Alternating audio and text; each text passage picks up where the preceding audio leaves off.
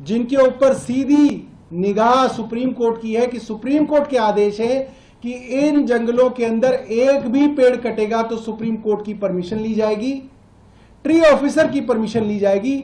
ना tree officer की permission है, ना सुप्रीम कोर्ट की परमिशन है।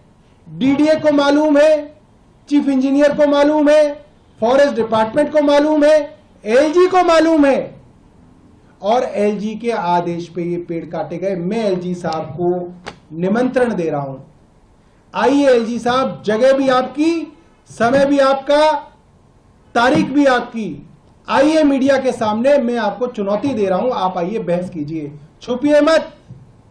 एलजी हाउस की दीवारों के पीछे छुपिए मत विनय सक्सेना जी, बाहर निकलिए।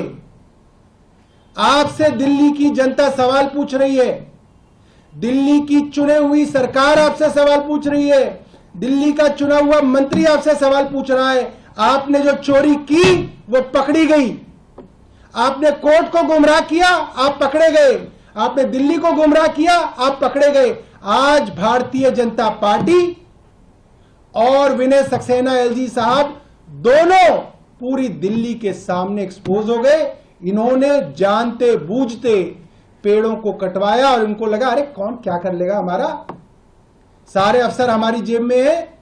अफसरों की तो इतनी हिम्मत नहीं है कि गैर कानूनी काम को एलजी को कह दे कि साहब ये गैर कानूनी काम है, अभी परमिशन नहीं है, कैसे पेड़ काट देंगे।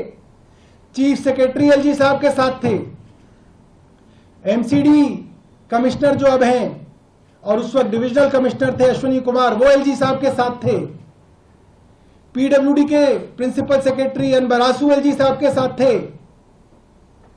फॉरेस्ट के principal secretary A K. Singh LG साहब के साथ थे। डीडीए का member engineering Ashok Kumar Gupta LG साहब के साथ था।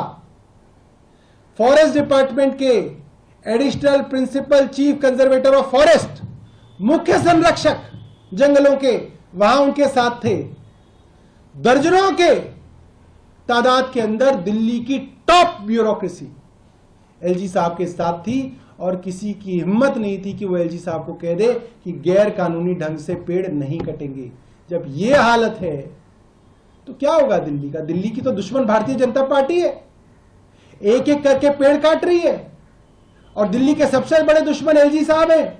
गैर कानूनी ढंग से दिल्ली के जो फेफड़े कहे जाते हैं रिज, वहां पे पेड़ कटवा रहे, चोरी छुपे पेड़ कटवा रहे, अफसरों पे दबाव डाल के पेड़ कटवा रहे, सुप्रीम कोर्ट को धोखा देके पेड़ कटवा रहे।